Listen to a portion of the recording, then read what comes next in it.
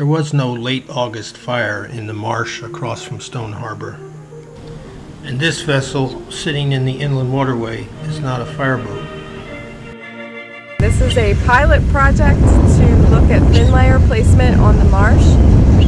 We are dredging the New Jersey Intracoastal Waterway at a shoal adjacent to kind of west of Stone Harbor. It's one of the most critical shoals in the waterway, post-Sandy, and we looked at a whole bunch of different placement options, but have decided that the best one is to partner with New Jersey Division of Fish and Wildlife Service and the Nature Conservancy to look at a marsh restoration demonstration, a pilot project on the marsh here.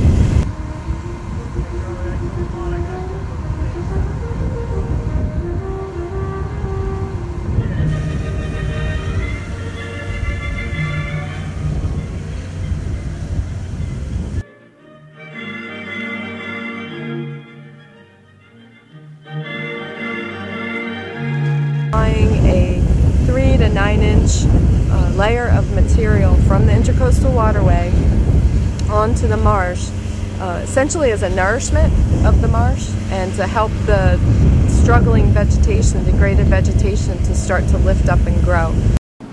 While it makes a convenient perch for gulls, this pipeline's main purpose is to carry sand from the dredge to the marsh.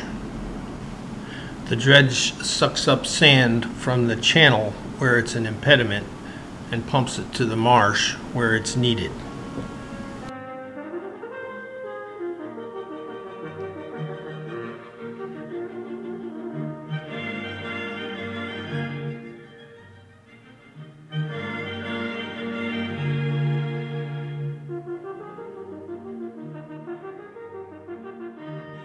We struggle a lot with what to do with dredge materials, and during times of rising sea level, we know the marsh is starting to struggle. The marshes are drowning, they're being flooded, and there's this constant challenge of where do we put the dredge materials, and the notion that we can have a beneficial use for it and kind of have a win-win, if you will, to help the environment and the ecosystem, while at the same time keeping those materials in the ecosystem. So as long as the materials are clean and we can really test and see what the benefits of these programs are, I think it's really an elegant solution.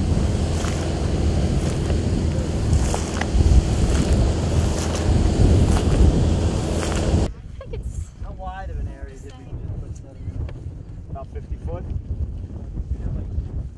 About like there, so whatever, 3 inches maybe? Yeah.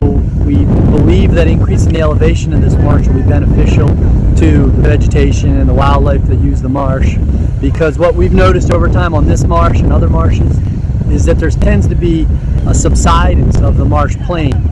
So it's partially due to less sediments in the system. So sediments fall into the channel and then they get pumped into CDFs. That's been the traditional method of dredging.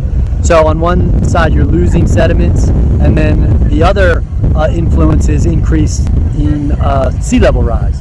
So water levels rising, marshes are sinking, and the result of that is more water on the marsh during the typical tide cycle. The Conservancy is mostly coming in to kind of add in another layer of science and monitoring. So we've been helping to select sites. We've been advising on the best ways to construct the project. So looking at, trying to think about how much elevation we can actually build up and still have good vegetation come back through. And then we've been pulling together a diverse team of other partners. So we have the Army Corps has been doing some of the work, the scientific monitoring. DEP will do some, the Nature Conservancy will do some, and then we're also working with Rutgers and Stockton. And we want to make sure that we're looking at all the different biological aspects of the marsh beforehand and then again afterward. The dredging company, the dredging guys are going to be the key to the success in this at the end of the day. The lessons they've learned, their ability to really kind of get an even spread and maintain, not go thicker than whatever is determined to be the appropriate thickness for this to work. I think they're going to be the key to the whole thing, whoever's doing the dredging in any of these projects. Thank you.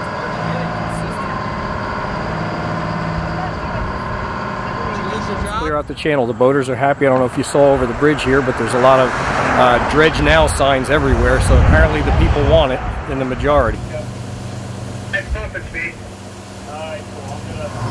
win-win for everybody. You're taking the material out of a place it doesn't need to be and putting it in a place it does need to be. So it's a win-win for the boaters, for the birds, for everybody. There's nobody that loses in this situation. Everybody benefits.